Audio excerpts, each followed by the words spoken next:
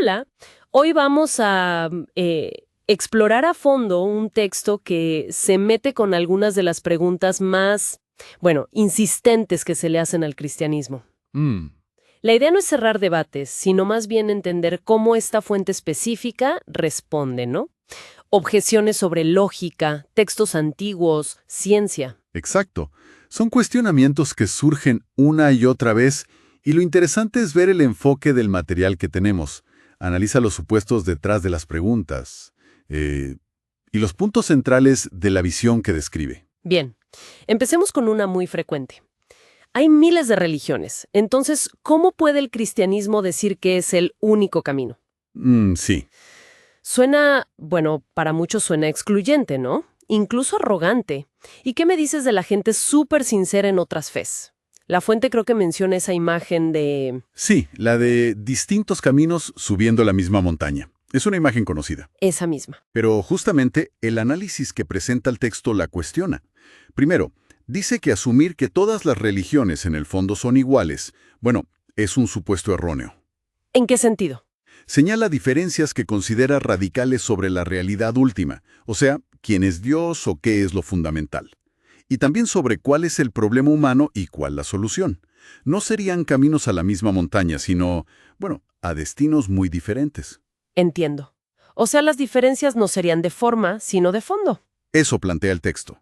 Pero, ¿y la sinceridad? Hay gente muy devota en todas partes. Ese es otro punto clave que toca. Argumenta que, bueno, la verdad de algo no se decide por cuánta gente lo cree, ni por la intensidad o sinceridad de esa creencia. Ajá. Usa una analogía, creo que la del problema de matemáticas. Puede haber muchísimas respuestas incorrectas y muy convencidas, pero solo una correcta. O la de los billetes falsos. Ajá, sí. Que la existencia de lo falso prueba que existe algo genuino. Exacto. Y también menciona algo sobre nuestra idea de amor. Dice que a veces proyectamos un concepto de amor divino, que quizás no cuadra con la visión cristiana, que incluye también aspectos como la santidad o la justicia de Dios. Entonces, según esta fuente, esa afirmación de ser el único camino, ¿de dónde sale si no es de arrogancia? El material sugiere que nace de un diagnóstico muy particular sobre el problema humano. La idea del pecado, entendido como una separación real de un Dios personal y trinitario. Ok. Y si el diagnóstico es tan específico, la solución que propone, la muerte de Cristo como pago o expiación por esa separación, también tiene que serlo. Una solución que en esta visión se recibe por fe, por confianza, como un regalo, no por mérito. O sea, diagnóstico único, remedio único. Esa es la lógica que presenta el texto, sí. Vale. Cambiemos de tema. Otra objeción clásica. La Biblia. Se dice mucho que está llena de contradicciones. Ujú. Números que no cierran, relatos de un mismo evento que difieren en detalles, cronologías raras. ¿Cómo responde la fuente a eso? ¿No le quita credibilidad? Bueno, la perspectiva que ofrece el material es que esa crítica a menudo viene de aplicar estándares modernos de forma anacrónica a textos antiguos. Leerlos como si fueran un periódico de hoy. Algo así. Argumenta que una diferencia o una variación en un relato no es automáticamente una contradicción lógica formal. Los autores antiguos seleccionaban detalles según su propósito, no tenían quizá la misma obsesión por la armonización exhaustiva que tenemos hoy. Tenían otras convenciones, otras formas de narrar. Exacto. El análisis dice eso. No podemos esperar que la Biblia se ajuste siempre a los cánones de la historiografía occidental moderna.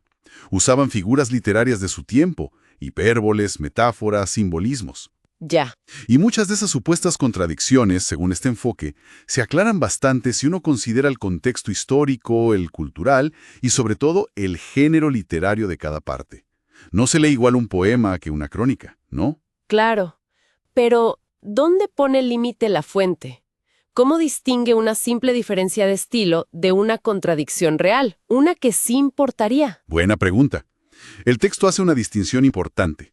Habla de dificultades aparentes, cosas que chocan a primera vista pero que con más estudio del contexto se entienden mejor. Ajá. O incluso de paradojas teológicas, como por ejemplo la soberanía de Dios y la responsabilidad humana.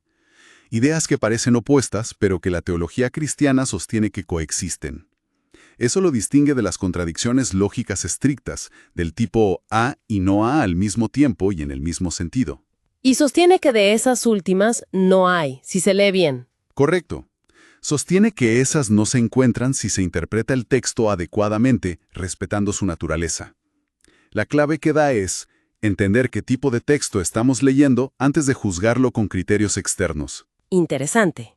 Y llegamos al tercer punto, quizá el más debatido hoy: ciencia y fe. Sí, tema caliente. El Big Bang, la evolución, un universo viejísimo. Todo eso parece chocar de frente con una lectura literal de Génesis, ¿no? Hace eso que creer sea irracional. Bueno, el análisis aquí tiene varias capas. Primero, como que desafía esa narrativa popular de una guerra histórica inevitable entre ciencia y fe. ¿Cómo? Recordando que muchos pioneros de la ciencia moderna, menciona a Copérnico, Kepler, Newton, Maxwell, gente así, eran personas con profundas convicciones religiosas. La idea de conflicto permanente sería más bien un mito moderno. Y luego está la idea de los roles distintos, ¿verdad? Exacto. El material propone que la ciencia y la fe abordan preguntas diferentes, o niveles diferentes de la realidad. La ciencia investiga el cómo funciona el universo, las leyes físicas, los mecanismos, lo que se llama causas secundarias. Ok.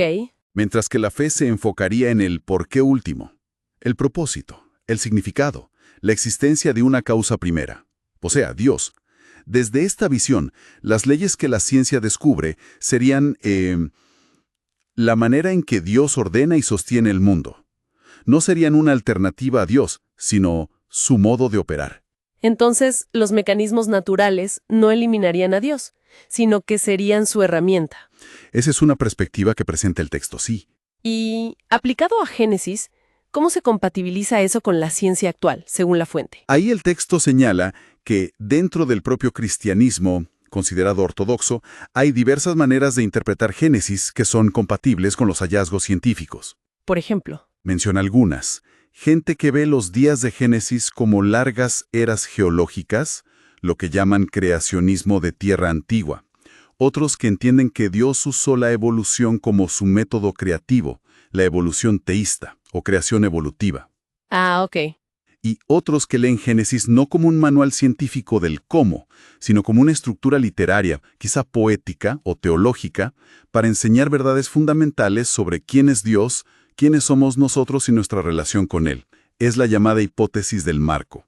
O sea que el punto central de Génesis para estas interpretaciones no sería científico descriptivo del proceso. Exacto. Sería teológico. Afirmar que Dios es el creador, que lo hizo con propósito, y cuál es el lugar especial del ser humano. El cómo detallado sería materia de la ciencia. Bien, resumiendo un poco. Hemos visto cómo este material encara objeciones sobre la pluralidad de religiones, la coherencia de la Biblia y su relación con la ciencia. Son solo algunas pinceladas, claro. Así es.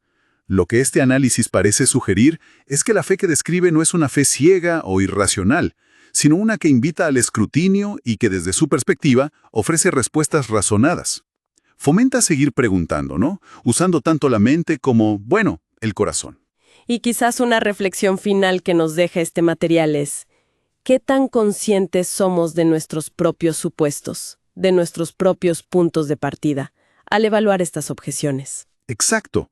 ¿Cómo influyen nuestros propios prejuicios o visiones del mundo en la manera en que percibimos estas preguntas y sus posibles respuestas, sea cual sea nuestra postura inicial? Es una buena pregunta para quedarse pensando.